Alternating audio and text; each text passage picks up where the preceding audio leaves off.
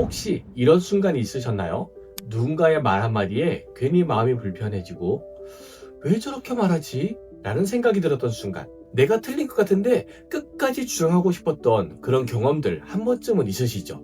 사실 우리는 불편한 상황이 생길 때마다 방어라는 감정 기제를 사용하고 있습니다. 그런데 이 감정, 과연 나를 지켜주는 것일까요? 아니면 나를 더 힘들게 만드는 것일까요? 방어 감정이란 것은 이상하거나 잘못된 감정이 아니에요. 오히려 아주 자연스럽고 누구에게나 꼭 필요한 감정이죠. 우리는 누군가 나를 평가하거나 비판하거나 내 약점이 드러난다고 느낄 때 본능적으로 자신을 보호하고자 하는 마음들이 누구나 있죠. 그래서 방어 감정은 나를 보호하는 마음으로 표현할 수 있습니다. 조금 더 자세히 살펴보면 방어라는 감정은 생각보다 다양한 순간에 나타나죠. 즉, 내 부족함이 드러날 것 같을 때, 누군가 나를 평가하거나 비판한다고 느낄 때, 또는 과거의 상처가 떠오를 때, 관계가 멀어지는 느낌이 들 때마다 우리는 방어 감정이 올라오게 됩니다. 우리 어렸을 때를 한번 떠올려 볼까요? 거짓말 하나 들켰을 때 괜히 혼나기 싫어서 더 크게 말하거나 변명했던 경험들 누구나 한 번쯤은 다 있으시죠. 그때의 감정도 결국 나를 지키기 위한 방어 감정인 것입니다. 겉으로는 아무렇지 않아 보이지만 사실은 그 안에는 이런 마음이 숨어 있는 경우들이 있어요. 진짜 나 들키고 싶지 않다. 괜히 내가 이 문제 때문에 내가 상처받고 싶지 않은데? 라는 생각인 거죠.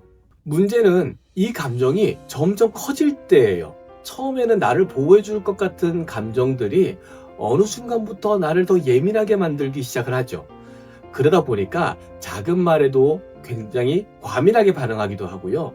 상대방의 말이 마치 나를 굉장히 강하게 공격하는 것처럼 느껴지기도 하고, 심지어 감정을 숨기거나 반대로 폭발하는 경우들로 나타나기도 합니다. 그리고 이러한 상황이 지속될수록 점점 사람과의 관계를 어려워하게 만들거나 멀어지게 만들기도 하죠.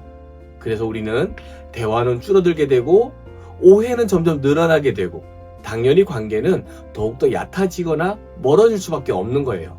결국 우리는 방어 감정이 지속될수록 사람이 불편해지기 시작합니다. 이 방어라는 감정은 개인의 것으로 생각하는 경우도 많이 있지만 회사나 조직에 나타난다면 어떻게 될까요? 회의 시간에는 의견을 말하지 않으려고 할 거예요.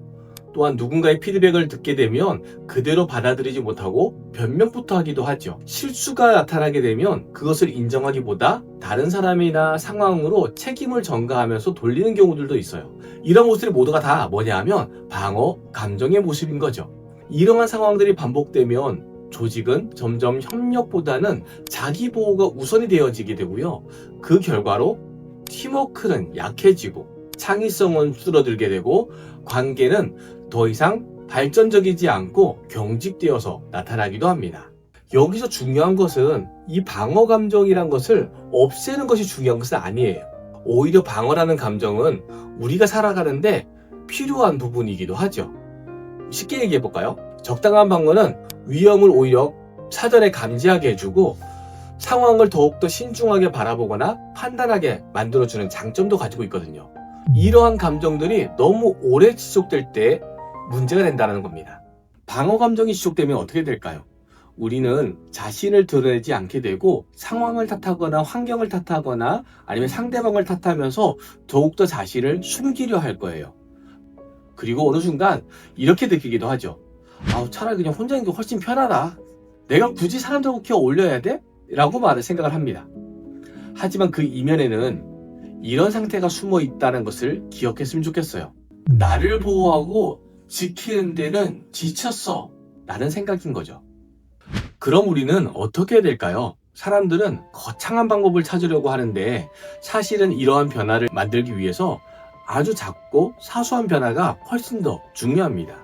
우리가 방어 감정이 지속된다고 한다면 이렇게 한번 질문해 보세요. 지금 나는 왜 이런 방어 감정이 드러나고 있지?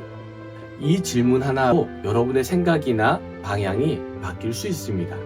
그리고 또 하나, 방어 감정을 극복하기 위해서 이 세 가지 방법 실천해 보는 것을 추천해 드립니다.